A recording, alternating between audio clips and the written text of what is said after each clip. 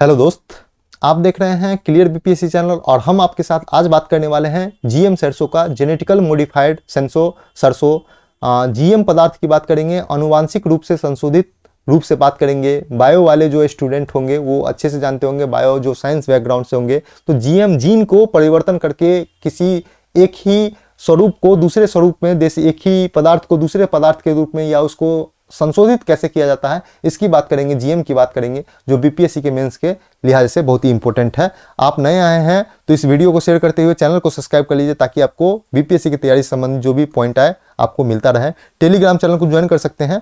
तो हम आपके साथ बात करते हैं कि अगर आप हमारे करंट अफेयर सीरीज से जुड़ते हैं तो 90 से 95% का करंट अफेयर क्वेश्चन हमारे ही इस करंट अफेयर सीरीज से आते हैं। इसका दावा जो है हम इसलिए भी करते हैं क्योंकि हम 2 बार इसका लाइव प्रूफ दे चुके हैं। एक डबल एओ के एग्जाम में हम दिखा चुके हैं कि कैसे 90% क्वेश्चन हमारे ही करंट अफेयर सीरीज से आया था, और दूसरा 67th बीपीएससी के एग्जाम में हम दिखा चुके हैं।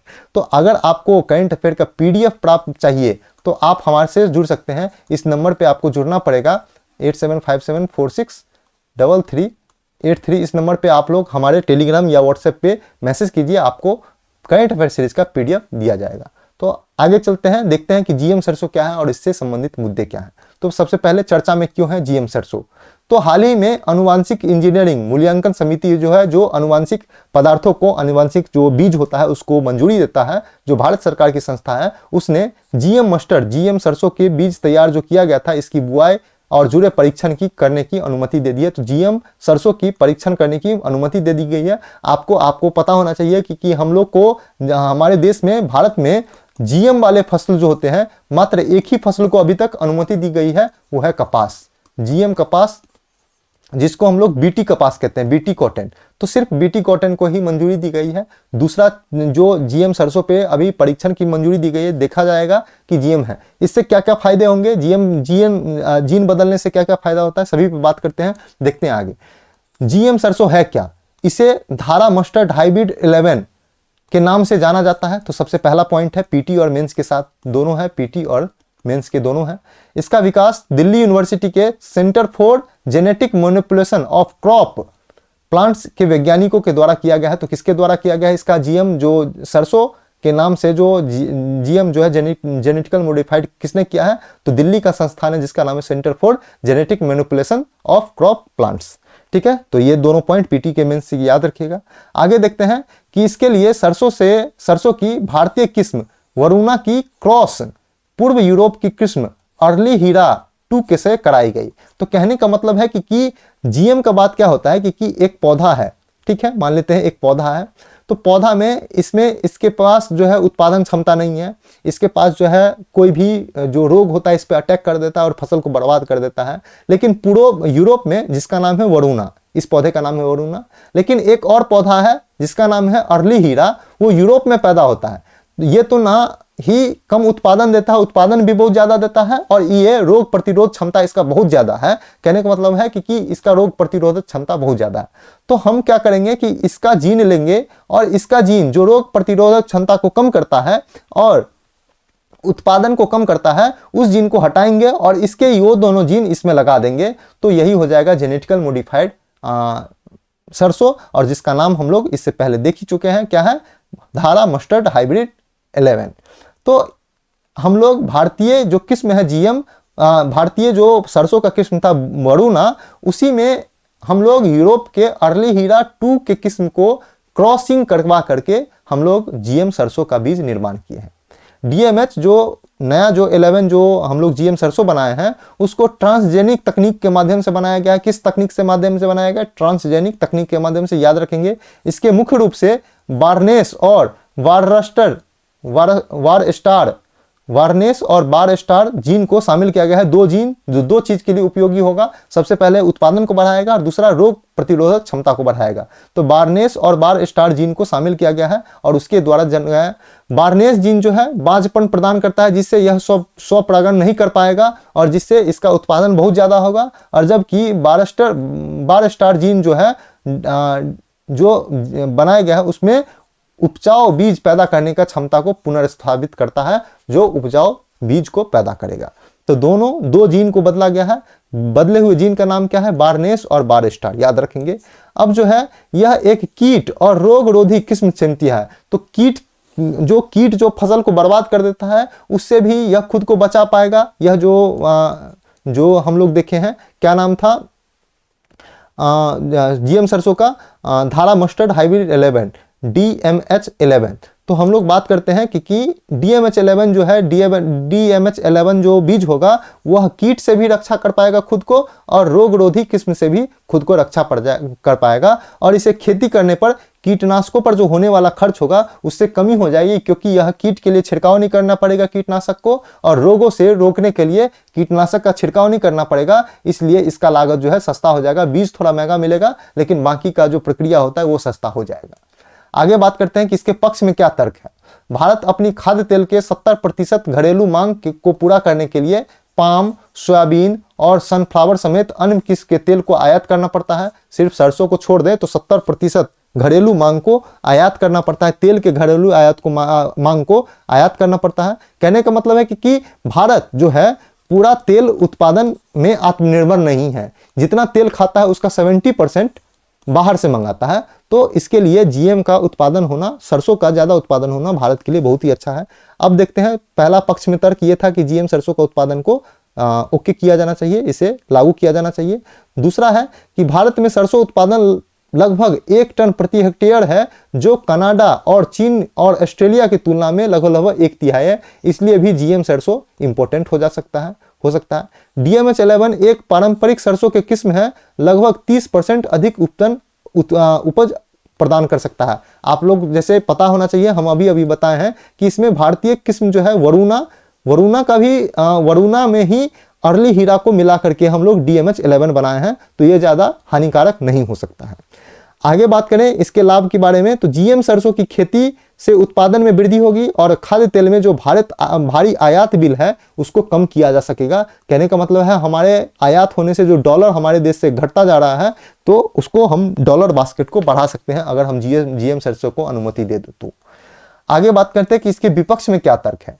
तो जीएम सरसों से जैव सुरक्षा, पर्यावरण, मानव और पशु स्वास्थ्य पर प्रतिकूल प्रभाव पड़ सकता है। जैव सुरक्षा पर कैसे प्रतिकूल प्रभाव पड़ेगा? जैसे यह एक बाहरी फसल हुआ तो आसपास के फसलों को नुकसान पहुंचा सकता है, और आसपास का जो लोकल फसल नुकसान होगा तो पर्यावरण का भी नुकसान हो जाएगा, ये कहा जा रहा है। दूसरा है कि अगर मान लेते हैं कि यह जो पर्यावरण को नुकसान पहुंचाएगा उससे मानव प्रभावित होगा, और मानव से पशु स्वास्थ्य पर भी प्रतिकूल प्रभाव पड़ेगा, तो ये सभी एक दूसरे से जुड़े हुए हैं। तो जीएम सरसों ये चारों चीज पर प्रतिकूल प्रभाव डाल सकता है। इस पे रिसर्च अभी उतना हुआ नहीं है। आगे देखते हैं कि DMH11 में बाहरी जीन है जो पौधे में दवाओं के प्रति प्रतिरोधी बनाता है। कहने का मतलब है कि उस पर दवा छिड़कने से कोई भी असर नहीं पड़ेगा। DMH11 ऐसा पौधा है, तो बाहरी जीन है, उससे जो ऊपर के जो चारों चीज है उसकी तरह हानिकारक हो सकता है।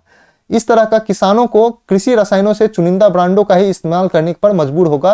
कहने का मतलब है मान लेते हैं कि DMH11 हम लोग लेकर के आए, उस पर कोई कीट आ गया या कुछ भी उसमें साफ सफाई करना है, कुछ भी करना है, तो हम साधारण जो सस्ते दामों में मिलता है रसायन उसका उपयोग करेंगे, तो इस पर काम नहीं करेगा। तो उसको खत्म करने के लिए, उस पर जो कीट लगा हुआ है उसको खत्म करने के लिए हमको क्या करना पड़ेगा? तो जो DMH11 बीज जो कंपनी उत्पादन करता है उसी कंपनी का हमको कीटनाशक प्रयोग करना पड़ेगा, जो बहुत महंगा हो सकता है, और उस कंपनी को फायदा होगा, किसान को फायदा नहीं होने वाला इससे। और एक ये भी चिंता का विषय है कि इससे फसलों की स्थानीय किस्मों को खतरा हो सकता है, जिसे हम टर्मिनेटर फसल कहते हैं। टर्मिनेटर फसल ऐसा होता है जो बाहरी जीन के साथ या जो फसल आ जाए तो आसपास का जो लोकल फसल होता है, स्थानीय फसल होता है, उसको नष्ट कर देता है। तो उसी को हम स्थानीय फसल के किस्म को खतरा होने का भी खतरा हो सकता है यह जीएम सरसों से। यह है एक नुकसान। अब हम लोग बात करते हैं कि जीएम फसलें होती क्या है। जीएम फसलों में जीन में अनुवांशिक इंजीनियरिंग या अनुवांशिक अभियांत्रिक, इंजीनियरिंग को अभियांत्रिक कहते हैं, तो अनुवांशिक इंजीनियरिंग की मदद से कृत्रिम रूप से संशोधन करके ऐसे गुण को शामिल किया जाता है जो प्राकृतिक रूप से उस फसल में नहीं पाए जाते हैं। तो कहने का मतलब है कि एक पदार्थ पौधा है, उसमें वह चीज शामिल करेंगे जो प्राकृतिक रूप से इसमें नहीं पाया गया है, बाहर से कुछ डालते हैं और उसको पर्यावरण के जो हानिकारक तत्व है उससे प्रतिरोधक बनाते हैं। अब बात करते हैं कि ऐसे गुणों में शामिल हो सकता है कि उपज में वृद्धि करना। अगर किसी फसल का उपज कम है तो आप जीन के द्वारा संशोधित करके उपज में वृद्धि कर सकते हैं। रोग प्रतिरोधक क्षमता को बढ़ा सकते हैं। खरपतवार के प्रति जो है सहनशीलता बढ़ा सकते हैं उसका। सूखे से रोग प्रतिरोग, जैसे सूखे में पौधा सूख जाता है, लेकिन ऐसा जीन शामिल कर दे तो जो सूखा पड़ने पर भी यह पौधा नहीं सूखे वो भी कर सकते हैं। और बेहतर पोषण मूल्य देने के लिए काबिल बना सकते हैं हम जीन शामिल करके। तो यह एक जीएम फसल के द्वारा हो सकता है संभव। अब हम लोग बात करते हैं कि जीएम फसल का लाभ क्या क्या हो सकता है। तो जेनेटिकल मॉडिफाइड फसलों के बीजों में वैज्ञानिक पद्धति का प्रयोग करके वांछित बदलाव किए जा सकते हैं, ये तो जानते हैं हम लोग। अतः यह फसल सूखारोधी होती है और प्रतिकूल जलवायु परिस्थिति में भी इसका उत्पादन किया जा सकता है। जैसे मान लीजिए कि मरुस्थल एरिया जहाँ पे सिंचाई नहीं होती है, तो जीन डाल करके हम जहाँ पे सिंचाई की सुविधा नहीं है, सूखा क्षेत्र में भी हम उत्पादन कर सकते हैं। आगे देखते हैं कि इसमें कीटनाशक तथा फर्टिलाइजर डालने की भी आवश्यकता पारंपरिक फसलों की तुलना में कम पड़ती है। कहने का मतलब कीटनाशक और फर्टिलाइजर का उपयोग नहीं भी करेंगे तो यह फसल अच्छा पैदावार दे सकता है। तीसरा देखते हैं कि इसकी उत्पादन क्षमता भी पारंपरिक फसलों की तुलना में कई गुना अधिक होती है, जिससे किसान को लाभ हो सकता है और देश में आयात को, देश में जो घरेलू मांग है उसको पूरा किया जा सकता है। अब हम बात करते हैं कि जीएम फसलों का नुकसान क्या हो सकता है। तो इन फसलों का सबसे बड़ा नकारात्मक पक्ष यह है कि इसमें बीज फसलों में विकसित नहीं किया जा सकते हैं और बीजों को दोबारा प्रयोग में नहीं लाया जा सकता है। हमारे भारत में चलन है कि हम लोग उपज कर लेते हैं, उपजा कर लेते हैं, जो पैदा कर लेते हैं पौधे के द्वारा, और कुछ बीज अगले साल के लिए रख लेते हैं और इसी को बो करके अगले साल निकाल सकते हैं। लेकिन ऐसा में नहीं हो सकता है और इसके कारण ये होगा कि हमको हर साल वही बीज खरीदना पड़ेगा और उसी कंपनी का बीज खरीदना पड़ेगा, जिससे कंपनी लाभान्वित हो गए, किसान को महंगा पड़ेगा हर साल बीज खरीदने से। दूसरा है कि इनके बीज को कंपनियों से ही खरीदना पड़ता है और कंपनियां इन बीज पर अपना एकाधिकार करती है, अपना जो है पेटेंट फाइल करी रहती है और यह महंगे दामों में बेचती है, जो किसान के लिए महंगा हो सकता है। इनकी वजह से फसलों की स्थानीय किस्म को भी एक खतरा पैदा हो सकता है, अभी अभी बात की है, और जैव विविधता पर नकारात्मक प्रभाव भी पड़ सकता है। हम अभी अभी क्रोमोलॉजी समझाए थे। आगे बात करते हैं कि जेनेटिकल इंजीनियरिंग मूल्यांकन समिति होता क्या है। यह पर्यावरण, वन एवं जलवायु परिवर्तन मंत्रालय के अंतर्गत कार्य करती है।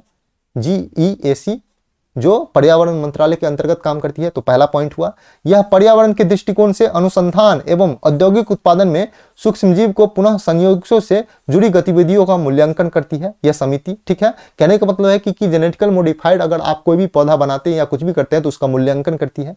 ठीक है, आगे देखते हैं कि अनुवांशिक रूप से संशोधित जीव और उनके उत्पादकों को व्यावसायिक प्रयोग से पहले इनकी इस संस्था की मंजूरी लेना अनिवार्य होता है। तो इसका कार्य है कि जीएम मॉडिफाइड फसलों का मंजूरी देना। चौथा है कि यह भारत में खतरनाक सूक्ष्मजीव या अनुवांशिक रूप से संशोधित जीवों के उपयोग करने पर, निर्माण पर, भंडारण पर, आयात पर और निर्यात पर नियंत्रण करती है यह संस्था। तो कहने का मतलब है जीएम फसल से संबंधित या जीएम उत्पाद से संबंधित जो भी रेगुलेशन होगा यह कौन करेगा, GEAC करेगा। उसके बाद देखते हैं कि इस समिति के पास पर्यावरण संरक्षण अधिनियम 1986 के तहत दंडात्मक कार्रवाई करने का भी अधिकार है। तो कहने का मतलब है कि GEAC एक महत्वपूर्ण संस्था है। इस अधिनियम के तहत वो अगर आप इसके कानून को या इसके जो नियम होते हैं उसका उल्लंघन करने पर इसको दंड देने का भी अधिकार है।